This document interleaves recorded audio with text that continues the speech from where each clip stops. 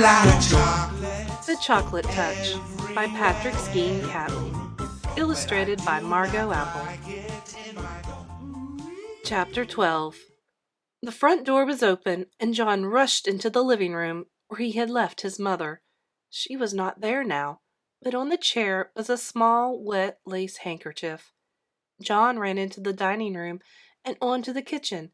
As he came to the kitchen door, he heard the ring of silver against crockery. Then he saw a wonderful sight: his mother arranging the coffee things on a tray.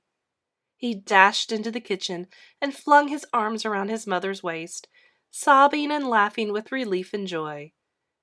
"There, there," said Mrs. Midas, stroking the hair from John's forehead.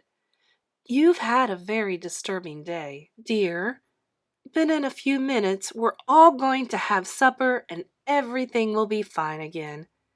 Goodness, I do believe I need some coffee myself. I felt so strange just then in the other room. I really don't know what came over me." The door from the garden opened, and Mr. Midas came in.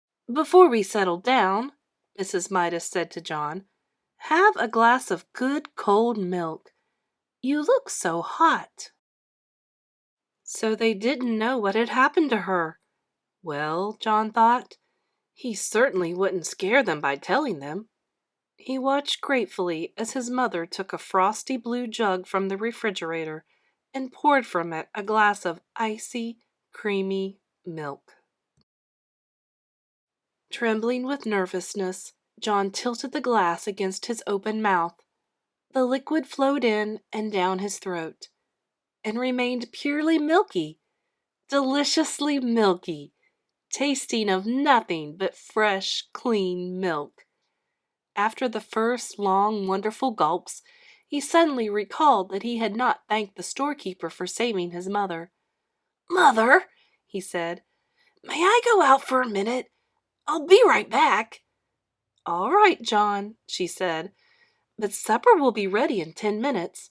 Don't keep us waiting." John ran briskly down the street until he came to the corner where he had always turned right when he was going to Susan's house. There he turned left instead, and started along the 2 blocks of unfamiliar street leading to the candy store. Soon he came to the corner where the red brick building had been. But there was no building and no store, and, of course, no storekeeper.